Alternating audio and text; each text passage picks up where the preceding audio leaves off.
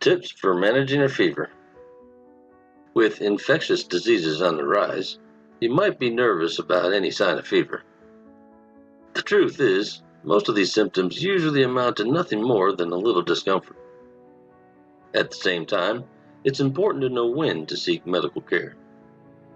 Information about the recent pandemic continues to be updated frequently, so contact your doctor to find out how the latest guidelines could affect you. In general, experts believe that main symptoms are fever, cough, and shortness of breath. To seek medical advice safely, call your doctor or schedule an online visit. You can also contact your local health department. Avoid visiting a hospital emergency room unless you require immediate care. You may still have a case of ordinary flu or a milder infection, so it helps to know how to manage your condition. Basic facts about fevers. First, determine the cause. Most fevers are caused by viral or bacterial infections. They can also be related to other events like sunburns and some forms of arthritis. The correct treatment will depend on what produced your symptoms. Second, learn age guidelines. Age is a major factor in treating a fever. For babies 3 months or younger, call a doctor for any fever of 100.4 or higher. Most adults require medical care only if a fever is at least 103 or lasts for more than 3 days. Check reputable sources like the American Academy of Pediatrics to learn more about fevers for other age groups. Number 3. Seeking medical care. There are a few other cases when a fever may need more than home care. That includes patients with compromised immune systems or accompanying symptoms, including rashes, stiff necks, or hallucinations. Taking your temperature. Expect fluctuations.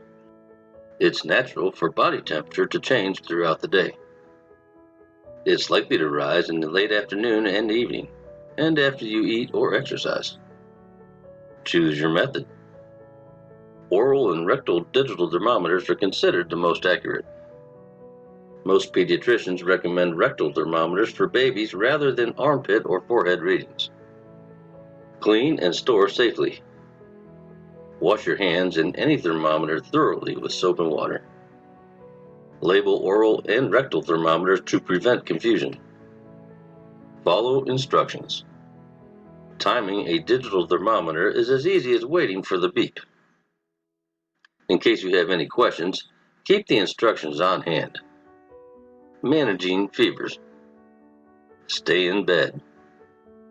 A fever is part of a natural healing process that starts when your body releases chemicals that raise your temperature. You can help your immune system along by getting plenty of sleep and rest.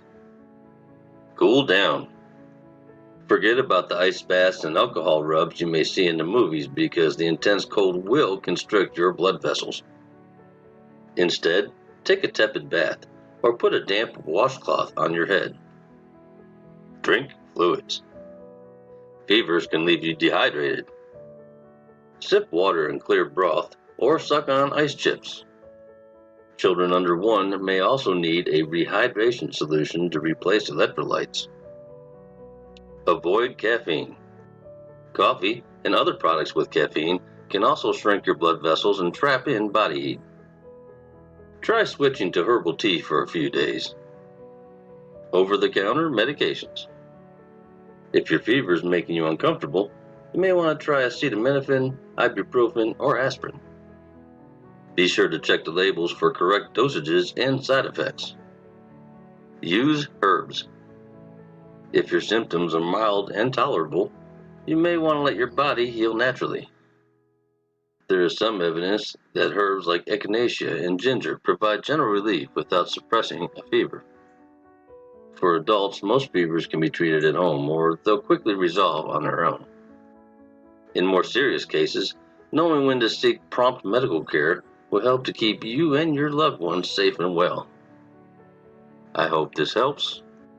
Please like and subscribe.